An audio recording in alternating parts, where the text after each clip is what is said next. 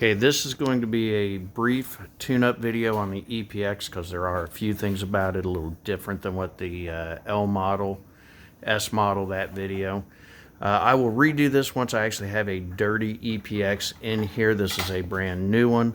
I serviced a couple this week. Unfortunately, I didn't even think to film them. So on the EPX, we're going to pull our two number 3 Phillips screws here, slide this cover off. Now, what I do on all the heaters that's different than my tune-up videos, I go ahead and remove the complete burner assembly and do it on the bench now instead of on the tank. I still cover the tank. On this one, we take our 17mm wrench, we take our fuel line loose here. On a used heater, of course, we'll have some fuel spill out. Our return line is up here on the fuel pump. We squeeze the little metal clamp, we slide that hose off. Then the metal clamp will just slide right off the end of that hose. We'll pull that hose right through and out. Then with our 13mm wrench, we're going to remove these 3 nuts. And so I've already got 2 of them removed. We'll go ahead and pull this 3rd one. Of course, hold the burner at this point. We take that 13mm off. Pull the burner assembly out. We have a gasket here that we're going to go ahead and remove. We also, of course, on a dirty one, we would have already done this. We're going to drop the filter bowl because we're taking that with us to the preheater because it's hooked up. Take the spring out. Bring the whole burner assembly over to our workbench.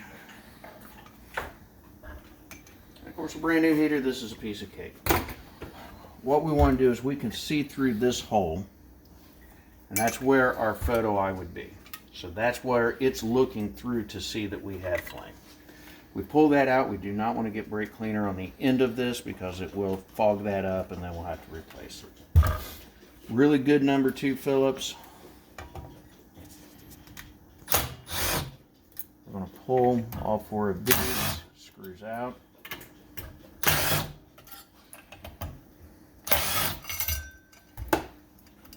When we remove this, we do have a gasket here. On a used one, we'll see that, but as long as it's not torn, we reuse it.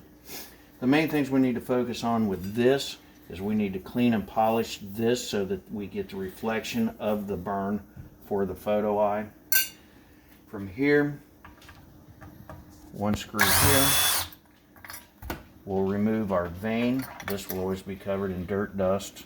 We'll have soot here. We need to clean this and get it back to looking like this. So again, we're getting the reflection of the light off of this for the photo eye to see. Now on a dirty heater at this point, then I'll pull these covers. We'll pull the igniters out so that we can easily clean those. The other thing that makes the EPX difficult as far as the tune-up goes is the fan. Unlike the L model, the S model, the SV, that video where we can loosen one, just drop the whole fan right out. On this one, to remove the fan, if it has enough buildup in it that we can't simply blow the dirt and dust out of it, the easiest thing to do is a long extension. We're going to use an 8mm. We have to remove this screw, loosen this one. It's still on a slot, same as the other heaters. But this fan will not fit out through here to drop out the way we do on the other models. We take our number 3 Phillips and we're going to remove all of these screws. That releases all of this from the black plate. Then we'll be able to wiggle and move our fan over and bring it out to be able to clean. The biggest thing with this is also when we're done cleaning and putting everything back together, just like all of the other heaters, it is marked from the factory. We're a number 5 on an EPX, so we need to make sure our air band's there. Again, that, in a nutshell, that's the differences with the EPX. We'll do this again with one that's actually needing it so you can see how filthy it is, the actual work doing it, but those are what make it different. Watch the KBE5S KBE5L video. And between those two, you should be just fine getting this done. Thanks.